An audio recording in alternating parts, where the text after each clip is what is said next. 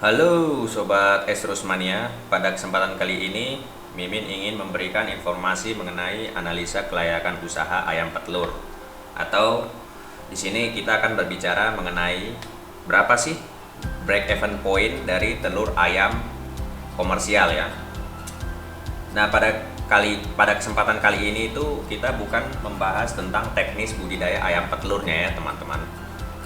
Untuk teknis budidaya ayam petelurnya, insya Allah Mimin akan membuat videonya terpisah. Seperti biasa, bagi teman-teman yang baru bergabung, silahkan untuk mensubscribe dan menyalakan lonceng notifikasinya untuk mendukung channel ini untuk terus berkembang.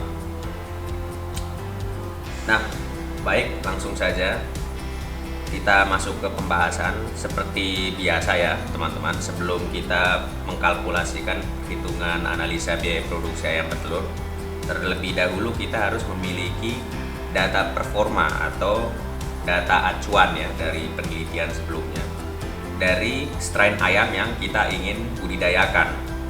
Nah, di sini Mimin akan mencontohkan untuk ayam ras petelur strain Isa Brown ya. Nah, ini strain ini adalah strain ayam petelur yang paling banyak dibudidayakan para peternak ayam ras petelur ya. Nah, baik, langsung saja kita masuk ke standar performa. Nah, ini data standar performa yang Mimin dapatkan dari referensi. Ini Isa Brown ya. Tapi ini maaf ya teman-teman, gambarnya agak sedikit blur jadi nggak bisa terbaca. Tapi Mimin sudah ada data yang satunya lagi yang sudah dimasukkan ke Excel yang bisa kelihatan jelas ya di sini. Di sini ada tulisannya Henday Production, artinya persentase ayam yang bertelur berdasarkan populasi pada saat itu. Nah, sedangkan ini persentase apa ini? Persentase kumulatif apa ini? Kalau yang sebelahnya kumulatif X per satu ekor ya teman-teman, berdasarkan populasi pada saat awal masuk gitu. Ini apa ya teman-teman? Apa ini ya? Oh, ini persentase mortalitas normal ya teman-teman. Persentase mortalitas normal. Jadi saat dipelihara sampai umur 80 minggu, ayam itu mortalitas normalnya di 8%. Berapa ini? 7% atau 8% ini? Kalau lebih dari itu berarti persentase tingkat kematiannya itu tinggi ya teman-teman. Nah, di sini ada average egg weight, berat rata-rata telurnya, daily egg head. Terus di sini ada feed intake, konsumsi pakan, dan bobot standar ayam petelurnya ya teman-teman. Tapi ini fase produksi ya. Untuk fase pre-layer atau sebelum bertelur ini ada di data satunya lagi. Ini saya dapatkan dari, kalau nggak salah dari mana ya, dari berbagai sumber ya teman-teman. Ini Mimin sudah olah sendiri. Nah, ini bisa dilihat, ini Mimin sudah rangkum ke dalam Excel data standar produksinya. Ini sebelum bertelur dari mulai DUC sampai sebelum bertelur umur 17 minggu ya. Berarti umur 18 minggu itu sudah mulai bertelur ya teman-teman. Konsumsi pakannya 4 minggu pertama di bitung, terus sampai umur 17 minggu, dari umur 5 minggu pakannya mulai ditakar karena untuk menjaga bobot badan ya teman-teman. Nah, kalau misalnya ini nggak dibatasi, maka ya tentunya dikhawatirkan bobot ayam itu akan overweight gitu dan mengganggu performa produksi dari telur ayam. Nah, ini kumulatif pakan bisa kita lihat.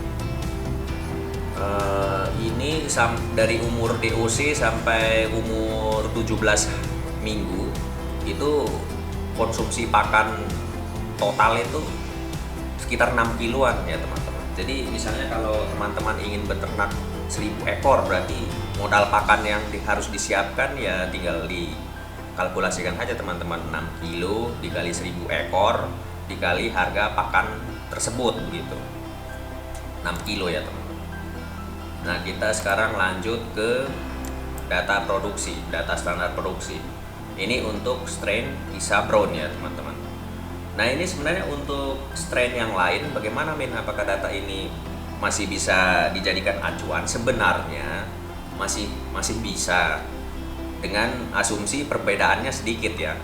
Kalau misalnya perbedaannya jauh, seperti contohnya misalnya ini data standar produksi untuk ayam ras petelur dipakai untuk mengacu ayam kampung petelur, ini nggak bisa ya, karena perbedaan produksi, maksudnya perbedaan performa antara ayam ras petelur dengan ayam ras kampung itu sangat berbeda jauh ya teman-teman. Jadi tidak bisa dijadikan patokan kalau untuk ayam yang lainnya. Tapi kalau untuk ayam ras petelur yang lain masih bisa ya. Nah ini kita bisa lihat di umur 18 minggu ayam petelur sudah mulai bertelur. Umur 126 berarti umur 4 bulan ya, dengan titik puncak produksi di 95% ya. Dari mulai bobot rata-rata telur, produksi harian,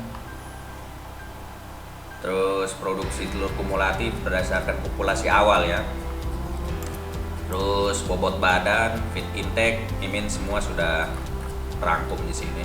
Nah untuk feed intake rata-rata fase produksi itu berkisar di kisaran 110 gram per ekor ya. Ini masih lebih hemat kalau nanti kita bandingkan dengan feed intake itik petelur ya. Nah itu yang menyebabkan kenapa kok harga telur itik itu agak mahal ya teman-teman, karena berdasarkan kalau kita lihat data feed intake-nya juga memang lebih hemat ayam petelur ya. Gitu. Nah, di sini kita lihat harga DOC ayam petelur 13 ribuan.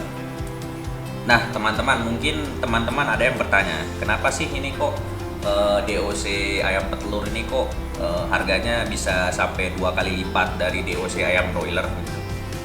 Nah, harga yang berkisar di 13 ribuan ini karena pada saat di penetasan hatching egg parent stock itu peluang untuk mendapatkan DOC yang betina itu 50% ya. Jadi yang jantan itu biasanya dijual oleh pihak marketing sebagai DOC pejantan atau DOC pengganti ayam kampung pedaging. Dan bahkan kalau DOC pejantan ini tidak laku, biasanya pihak penetasan akan langsung diafkir ya. Nah itu penyebab kenapa harga DOC ayam petelur itu harganya 2 kali lipat dari DOC ayam broiler. Karena kalau DOC ayam broiler seperti yang kita tahu ya, antara jantan dan betina itu dipakai dua-duanya, jadi tidak ada yang terbuang, sehingga harganya bisa lebih murah. Di sini Mimin sudah mengkalkulasikan berapa sih kalau misalnya kita pelihara berapa ekor ya? Kita misalkan pelihara 100 ekor. Di sini Mimin sudah mengkalkulasikan keuntungan per populasi ini, untung telurnya berapa, jual afkirnya berapa, terus apalagi ya ini, keuntungan afkir per day ya. Total keuntungan per harian dan total keuntungan bulanan ini Mimin sudah ini ya, sudah rangkum dengan asumsi misalnya harga telur 22.000. Gimana kalau misalkan telurnya jual sendiri 26.000 misalnya.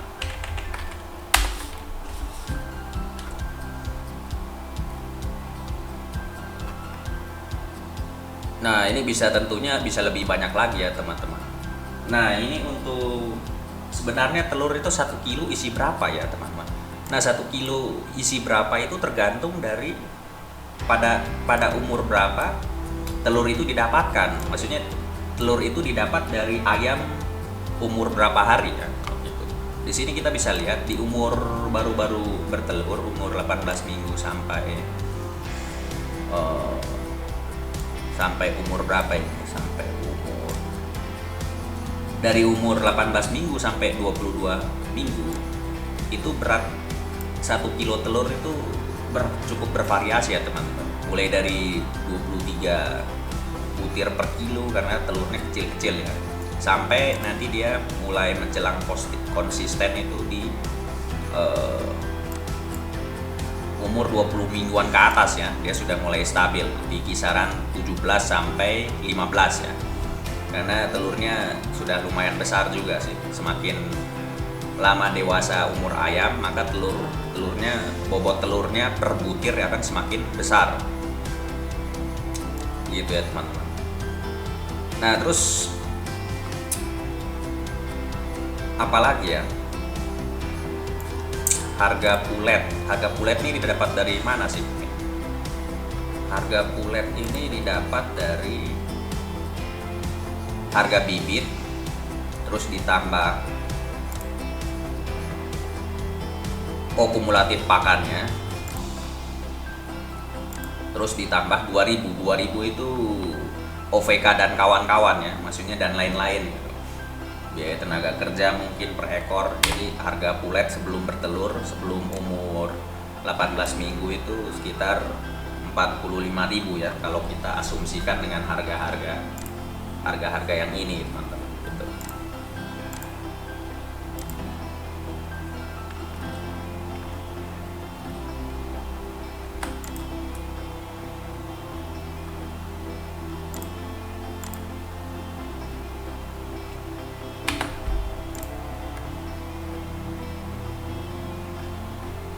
Kita lihat kalau pelihara 100 bisa menghasilkan keuntungan bulanan sekitar 2,6. Berarti kalau 400 sudah bisa 8 juta ya teman-teman. Ini tolong dong dikoreksi bagi mungkin teman-teman yang di rumahnya atau bekerja di peternakan ayam petelur, tolong dong dikoreksi, atau misalnya teman-teman punya pengalaman tentang jualan telur ayam, mungkin teman-teman bisa komentar di bawah.